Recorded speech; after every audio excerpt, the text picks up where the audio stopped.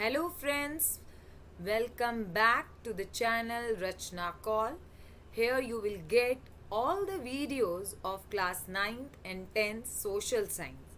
So today we will continue the topic The Strange Case of Britain part 3, and it's the part of the Rise of Nationalism in India chapter 1 of History grade 10. So let's continue. Before proceeding, let's recap the small things. सबसे पहले हमने क्या जाना? हमने जाना जो Britain का case है वो कोई जो है सडन अपहीवल नहीं है, कुछ भी सडनली नहीं हुआ है. Comparatively to the Germany, Italy और फ्रांस, इन सब में एक रेवोल्यूशन आया है. ठीक है, जो रेवोल्यूशन आया और जल्दी से ख़त्म हो गई हैं चीज़ें. लेकिन अगर अब ब्रिटेन की बात करें, ये एक लॉन्ग ड्रॉन आउट प्रोसेस है और ये इसी वर्ड्स, यही एनसीईआरटी की जो लाइंस हैं, ये कुछ वर्ड्स हैं, इन्हीं के बेसिस पे एक स्टेटमेंट बेस्ड क्वेश्चन, जिसे high order thinking skills type of question भी कहा जाता है, इनके बेसिस पे क्वेश्चन आता है कि why the Britain is the strange case. It's not the sudden upheaval, it was the long drawn out process. कैसे?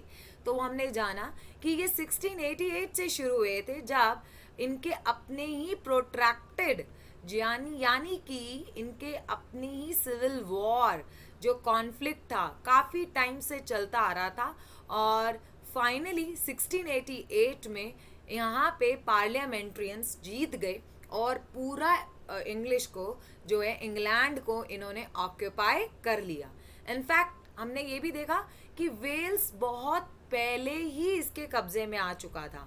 यानी कि before controlling of the parliament the whole Britain, जो इंग्लैंड है, इंग्लैंड के पास जो पार्लियामेंट के पावर आने के पहले ही जो है वेल्स इनके कंट्रोल में था. इट्स बीन 13th सेंचुरी की बात है जहाँ पे वेल्स इसके कंट्रोल में ऑलरेडी आ चुका था, जो कि आपकी एनसीईआरटी में मेंशन नहीं है. ठीक है, फिर ये दोनों मिलकर बनते हैं ब्रिटेन. उसके बाद हमने पिछली वीडियोस में देखा था कि कैसे इनके साथ जो है स्कॉटलैंड आता है. ठीक है, अब ये देखो, अब यूनिफाई करना है.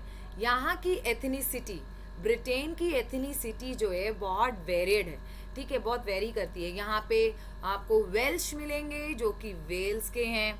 ठीक है, इन सबको यूनिफाई करना था. इंग्लैंड जो कि इंग्लिश के हैं, ये दोनों तो यूनिफाई हो गए. अब स्कॉट्स जो कि स्कॉटलैंड के हैं, इनको भी यूनिफाई करना था. ठीक है, ये भी हमने देखा कि यहाँ पे भी कैसे जो है सिस्टमैटिकली सप्रेशन किया है, कैथोलिक्स को कंट्रोल किया, फोर्सिबली कंट्रोल करा, और डोमिनेट करने के बाद कैसे इंग्लिश ने स्कॉटलैंड को अपने कंट्रोल में ला दिया. फाइनली एक्ट ऑफ यूनियन 1707 के तहत ग्रेट ब्रिटेन बन गया. अब आज का टॉपिक है यूके. यूके कैसे बना? यूके यानी कि नॉर्दर्न आयरलैंड की बात हो रही है.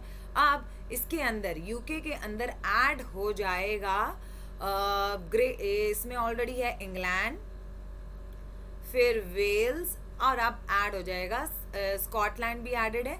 Now northern Ireland will going to be added. How come, कैसे होगा, that we will going to do today. So here we have the things. हाँ, आयरलैंड. ठीक है, आयरलैंड, आयरिश, यहाँ के लोगों को आयरिश बोला जाता है. ठीक है, तो यहाँ पे क्या था, आयरलैंड की पहले हम एथनिक कंपोजिशन जान लेते हैं. As I told you, Ireland में क्या है, क्रिश्चियनिटी थी.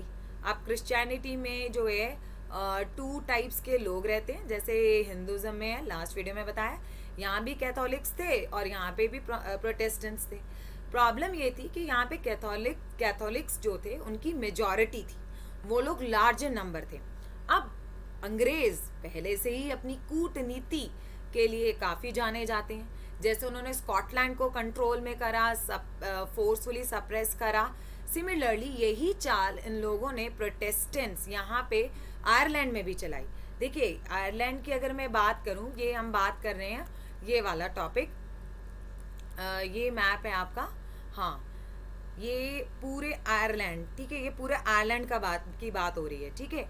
तो यहाँ पे जो ये अपर रीजन है ना, यहाँ पे पॉपुलेशन थी ज़्यादा प्रोटेस्टेंट्स की, और जो लोअर पोर्शन है, जो सदर्न पार्ट है आयरलैंड का, यहाँ पे कैथोलिक्स की पॉपुलेशन थी, ज़्यादातर कैथोलिक्स रहते थे। ओवरऑल तो पूरे आयरलैंड में कैथोलिक्स की मेजॉरिटी थी, बट ये मैक्सिमम आयरलैंड के सदर्न पार्ट में पाए जाते हैं और प्रोटेस्टेंट्स जो है इधर पाए जाते हैं नॉर्दर्न पार्ट में। अब हुआ क्या, एज वी आर नो कि इंग्लैंड में भी मेजॉरिटी प्रोटेस्टेंट्स की थी, ठीक है। इन लोगों को कॉन्फिडेंस में लिया, ठीक है, मोटिवेट करा, ठीक है, इन लोगों को मोटिवेट करा, फोर्स करा इनको अपनी तरफ, ठीक है, और मतलब बोला कि हम तुम्हारे रक्षक हैं, हम इन कैथोलिक्स से लड़ेंगे, हम तुम्हें तुम्हारा हक दिलाएंगे, और अपनी जो भी है चिकनी चुपड़ी बातों में इनको फंसा दिया, ठीक है। तो इंग्लिश जो लोग थे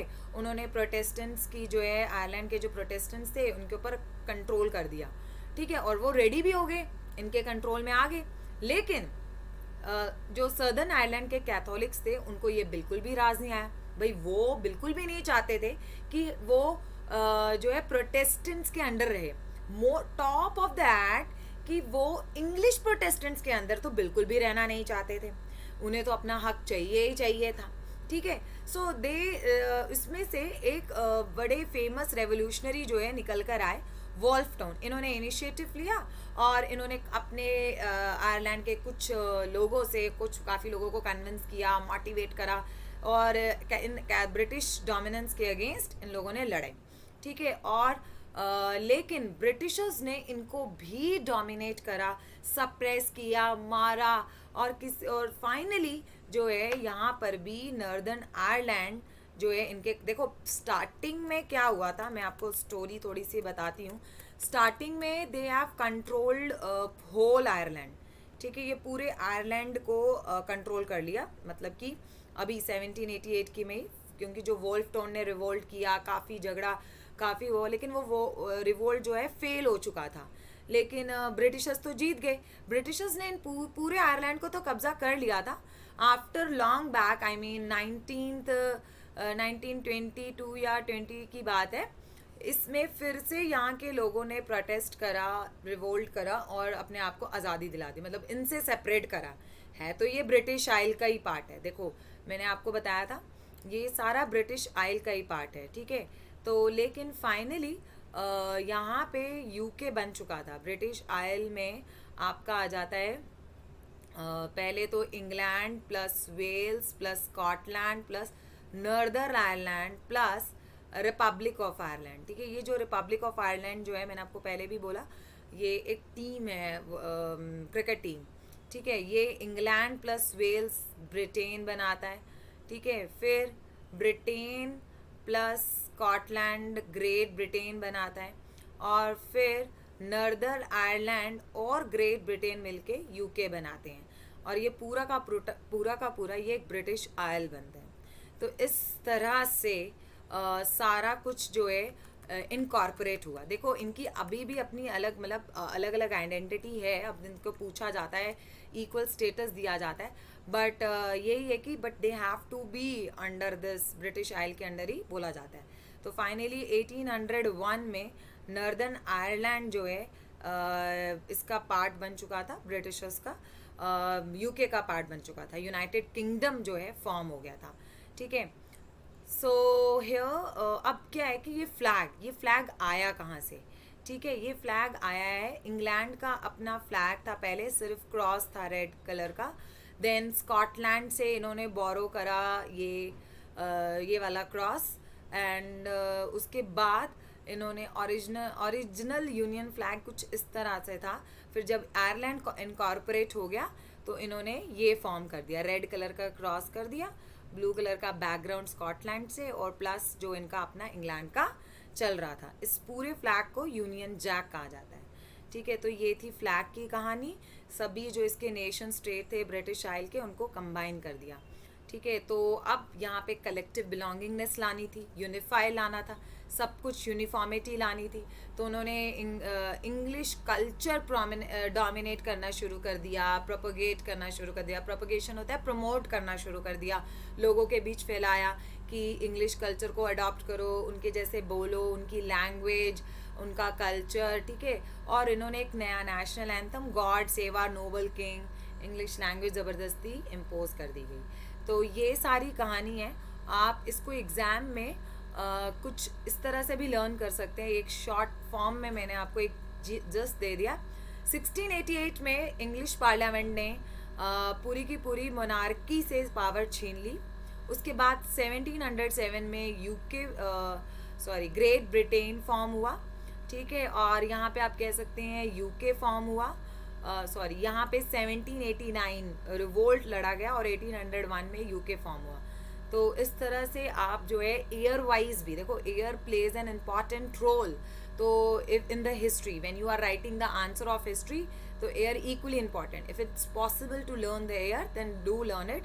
अगर आपसे ये लर्न नहीं हो रहा तो इसमें सबसे इंपॉर्टेंट और dam important I would rather से दैट्स द 1707 ईयर। तो बहुत इंपॉर्टेंट है, एक्ट ऑफ यूनियन आता है एग्जाम में, ठीक है। I hope the things are very much clear to you and that's all about the strange case of Britain, and let's meet you in the next video for the visualizing the nation। वो भी बहुत interesting है, connect भी करेंगे हम इसको।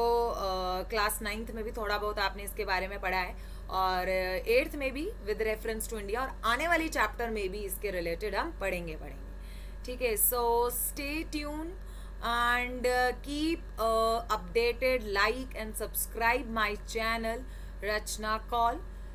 Thank you and have a nice day।